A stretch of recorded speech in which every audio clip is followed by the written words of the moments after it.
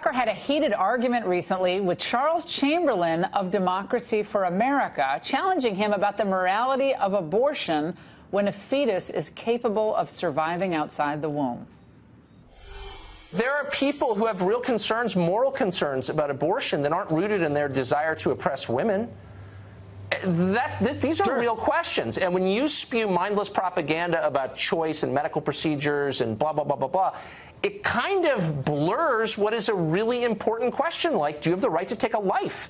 Do you see that at all? I think what you're confusing is the question of who has the right to make decisions about their own lives. So you're saying it's okay, but you concede that it's the taking of a life at that stage. If the child can live outside the womb, that's killing. Would you just concede that, or are you going to pretend it's not? Once the baby is outside of a womb, then you have rights. You're an individual. Until that happens, you can't exist without being out of the womb. Tucker recently spoke to former abortion clinic worker Abby Johnson about what really goes on inside the walls of Planned Parenthood. How long did you work at Planned Parenthood? I was there for 8 years. And what did you do while you were there? I was the clinic manager, so I took care of just the day-to-day operations, hiring and firing personnel, making sure that our budgets were maintained, including our abortion quota that we had to maintain every month. So that was pretty much my job. By that you mean you had to perform a certain number of abortions in that clinic every month?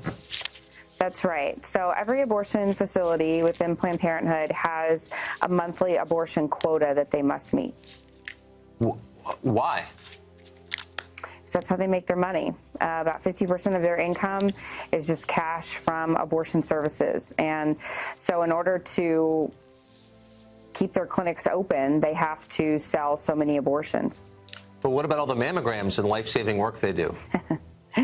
Yeah, you know, funny about mammograms, there's not a Planned Parenthood in the country that provides mammogram services. They don't provide prenatal care. They don't do a lot of the things that they say that they do. So basically it's an abortion clinic. Pretty much, yeah. They provide a few things, STD testing and birth control, but they provide birth control because, according to their own numbers, 54% of women who have abortions were using birth control at the time that they got pregnant. So they know that that's just a way to get these young girls, especially, I mean, I'm 37 years old. I couldn't remember to take a pill at the same time every day. So, you know, get these young girls in there, put them on a pill or a method with a high human error rate, and eventually they're going to end up pregnant, and that's another way to sell them an abortion.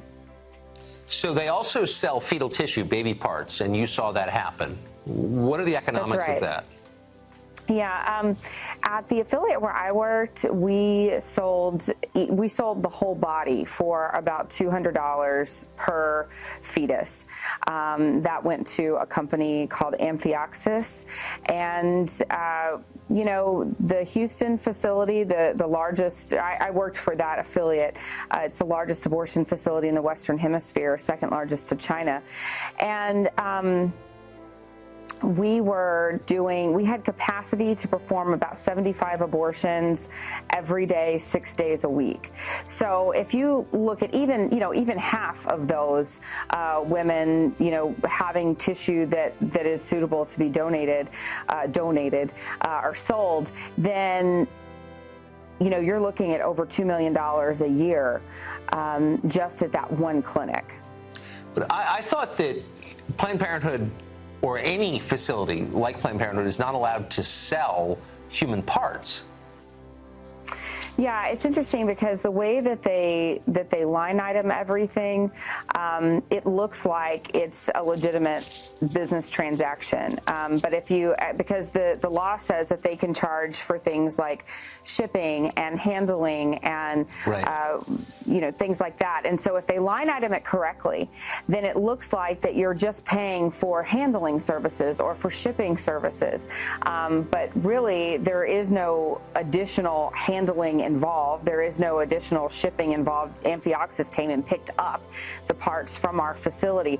But if you line item it correctly, then that's how they're skirting around the law.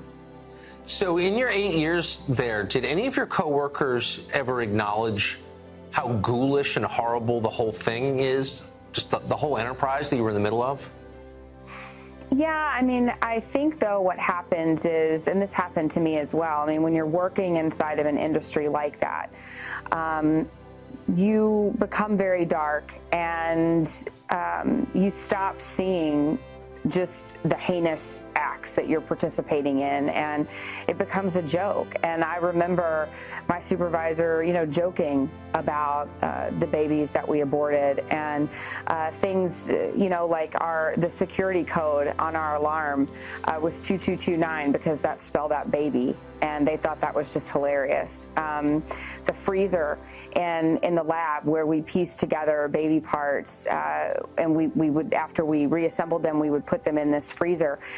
Everybody jokingly called that the nursery. So you begin to have this very dark humor, and even though, I mean, you have to at some point recognize what we're doing is really heinous and really gruesome, you sort of build up this callous. Looking back, how do you feel about it all, that you worked there? Well, I mean, I'm certainly sorry that I participated in something like that, but I feel like I've really been given an opportunity now to speak out about the experiences I had and turn the evil that I participated in into something good, and so that's what I'm trying to do.